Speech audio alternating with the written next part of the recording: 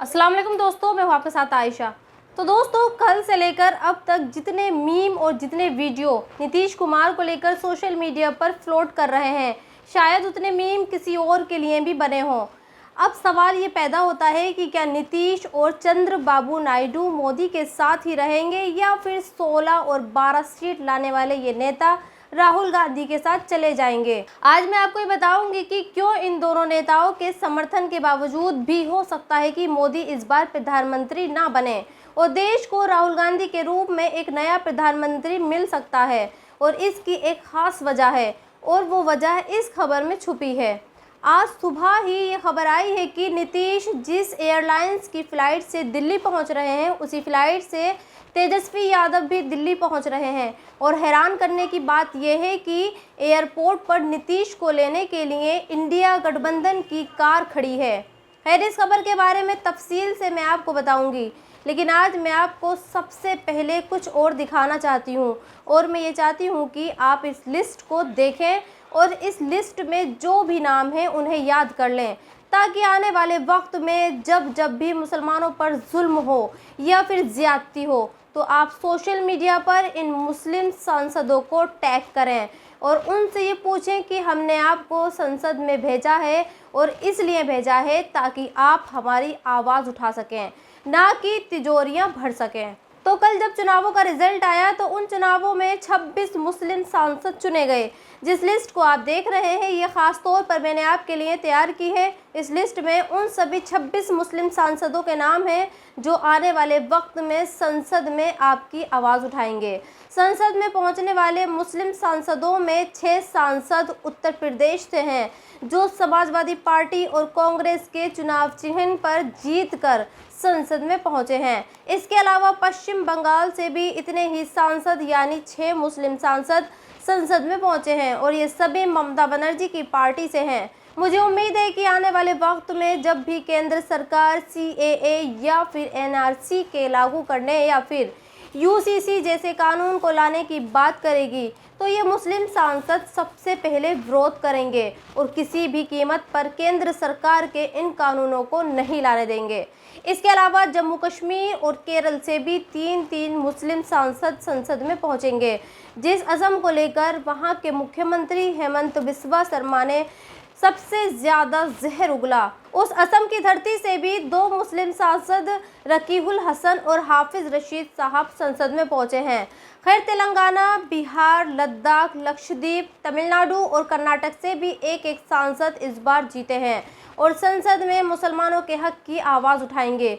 ये लिस्ट मैंने आपको इसलिए बताई है ताकि आपको आने वाले दिनों में ये पता रहे कि आपकी भी संख्या संसद में है और इस बार ठीक ठाक संख्या संसद में पहुंची है, जिनके एक साथ आवाज़ उठाने पर बहुत कुछ हो सकता है और बहुत कुछ बुरा होने से भी ये सांसद रोक सकते हैं। क्योंकि हमें ये पता है कि ये सांसद जिन पार्टियों से चुनाव जीत कर गए हैं वो पार्टियां आने वाले वक्त में भी ऐसे ही मुसलमानों से बचेंगे जैसे आज बच रही है। मिसाल के तौर पर आप अखिलेश यादव का एग्जाम्पल ले सकते हैं। अखिलेश यादव की पार्टी ने उत्तर प्रदेश में सबसे ज़्यादा 37 सीटें जीती हैं और इन 37 सांसदों में 5 मुस्लिम सांसद हैं और ये वो सीटें हैं जहां पर मुसलमानों की आबादी अच्छी खासी है। यानी इन सीटों पर अगर मुसलमान अखिलेश यादव को वोट नहीं करते तो फिर उनकी हालत 2019 लोकसभा चुनाव जैसी होती। लेकिन देखिए, 37 सीट जीतने के लिए अखिलेश यादव ने सोशल मीडिया के ज़रिए जो संदेश दिया उनमें उन्होंने मुसलमानों का जिक्र तक नहीं किया। अखिलेश ने दलित, पिछड़े, आदिवासी, शोषित, उत्पीड़ित तमाम लोगों को खिताब करते हुए अपना संदेश दिया, लेकिन इस संदेश में अखिलेश यादव ने मुसलमानों का कहीं भी जिक्र नहीं किया।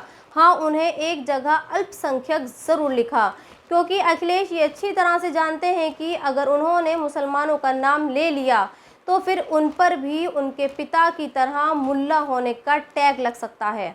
लिहाजा वो हमेशा ही मुस्लिम नाम लेने से बचते हैं। इसीलिए मैं आज ये कह रही हूँ कि आप मुस्लिम सांसदों के नामों को याद रखिए और ज़रूरत पड़ने पर इनसे सवाल ज़रूर करिए। खैर, आज आपको इन 2 महिलाओं को भी देखना चाहिए, क्योंकि मोदी की तरह इन दोनों महिलाओं ने भी मुसलमानों के खिलाफ काफ़ी जहर उगला था। आपको याद होगा कि हैदराबाद से बीजेपी की सीट पर लड़ने वाली माधवी लता ने कैसे मस्जिद की तरफ इशारा करते हुए तीर कमान चलाया था। लेकिन आज ये जहरीली औरत हार चुकी है और असदुद्दीन ओवैसी ने इस औरत को अच्छे खासे मार्जिन से हराया भी है। वहाँ माधवीलता का साथ देने वाली अमरावती की पूर्व सांसद नवनीत राणा भी इस बार हार चुकी है। कभी नमाज के बदले हनुमान चालीसा पढ़ने वाली और कभी मुसलमानों को 15 सेकंड में देखने की बात करने वाली नवनीत राणा को इस बार जनता ने उनकी भी औकात बता दी है। खैर, आज आपको इस विज्ञापन को भी देखना चाहिए, क्योंकि आज ये विज्ञापन तकरीबन हर अखबार में फ्रंट पेज पर दिया गया है। वैसे तो ये विज्ञापन बेल कोहलू नाम की एक तेल कंपनी का है, जो अपने ग्राहकों को ये बताना चाहती है कि उसकी शुद्धता और उसकी बेहतर क्वालिटी की वजह से उनका तेल बरसों से ग्राहकों पर राज कर रहा है। लेकिन सोशल मीडिया पर इस विज्ञापन के अलग ही मायने निकाले जा रहे हैं और इसे बीजेपी की जीत से जोड़कर देखा जा रहा है। और ये कहा जा रहा है कि देखिए, 400 का नारा देने वाली बीजेपी से तो अच्छा बेल कोहलू है, जो 50 वर्षों से कायम है, जबकि बीजेपी को 10 साल में ही डगमगाने लगी है। और अब उस खबर पर लौटते हैं जिसकी मैंने शुरुआत में चर्चा की थी। वो बात दरअसल ये है कि हो सकता है कि अगले कुछ दिनों में आप देश में बहुत बड़े बदलाव देखें और आप ये देखेंगे कि या तो देश के प्रधानमंत्री की कुर्सी पर नितिन गडकरी बैठेंगे या फिर राहुल गांधी। जी हाँ, आपको अजीब लग सकता है, लेकिन फैक्ट और हकीकत यही है। कल जब लोकसभा चुनावों की गिनती हो रही थी, जब नितिन गडकरी ने एक वीडियो जारी किया, जिस वीडियो को आप देख रहे हैं ये वही वीडियो है। इस वीडियो को जारी करने का मकसद अब नितिन गडकरी का क्या हो सकता है, ये तो पुख्ता तौर पर कोई नहीं कह सकता, लेकिन एक्सपर्ट ये कह रहे हैं कि नितिन गडकरी का ये वीडियो एक संदेश देता है। और वो संदेश ये है कि अब देश का एक ऐसे प्रधानमंत्री की ज़रूरत है जो परिवार वाला हो और जो ईमानदारी से अपना काम भी करता हो। और हम सभी जानते हैं कि नितिन गडकरी बीजेपी की सरकार में साइलेंट वर्कर रहे हैं। आज देश में जितने भी हाईवे और रोड बने हैं वो नितिन गडकरी की ही देन है और नितिन गडकरी ने इसका कभी प्रचार नहीं किया। और सबसे बड़ी बात, नितिन गडकरी पारिवारिक आदमी हैं और सिर्फ काम से काम रखना चाहते हैं। दूसरी बात यह है कि अब इस बात की भी गुंजाइश है कि इस देश को राहुल गांधी के रूप में एक नया प्रधानमंत्री मिल जाए, क्योंकि एक बहुत बड़े सीनियर लीडर जिनका नाम यशवंत सिन्हा है, उन्होंने नीतीश कुमार और चंद्रबाबू नायडू को एक सलाह दी है और ये कहा है कि उन्हें देश के हित के लिए एनडीए का साथ छोड़कर इंडिया के साथ चले जाना चाहिए और तभी लोकतंत्र बच सकता है। सोचिए, अगर नीतीश कुमार और चंद्रबाबू नायडू साथ आ जाते हैं तो फिर राहुल गांधी वाली इंडिया गठबंधन के पास 28 सीटें और आ सकती हैं। यानी अगर ऐसा होता है तो फिर देश को राहुल गांधी के रूप में एक नया प्रधानमंत्री मिल सकता है और ये प्रधानमंत्री ऐसा होगा जो देश को सनातन धर्म के हिसाब से नहीं बल्कि संविधान से चलाएगा। और इस वीडियो के आखिर में बात इन औरतों की करते हैं। एग्जिट पोल के बाद और रिजल्ट आने से पहले इन मुस्लिम औरतों के इस वीडियो को आपने ज़रूर देखा होगा, जिसमें ये दावा किया जा रहा है कि प्रयागराज की कुछ मुस्लिम औरतों ने पीएम मोदी की जीत की दुआ मांगी। लेकिन अब ये सामने आया है कि दरअसल ये औरतें मुस्लिम है ही नहीं, कुछ गैर मुस्लिम औरतों ने बुर्का पहनकर बीजेपी की जीत के लिए दुआ मांगी। और इस वीडियो को आप अगर गौर से देखेंगे तो इसमें नमाज़ पढ़ने का तरीका भी मुसलमानों जैसा नहीं है। एक तो कोई ये औरतें बुर्का पहनकर नमाज़ पढ़ रही हैं और दूसरे इन औरतों ने जब नमाज़ पूरी की और सलाम फेरा तो इन्होंने सिर्फ एक ही तरफ सलाम फेरा, तो इनकी मुस्लिम आइडेंटिटी पर सवाल उठता है। और सबसे आखिर में मैं आपको मोदी और अमित शाह के 2 बयान सुनवाती हूँ, जिससे आप ये समझ सकेंगे कि क्यों मोदी और अमित शाह ने रिजल्ट आने से पहले शेयर बाजार में पैसा लगाने के लिए क्या कहा था।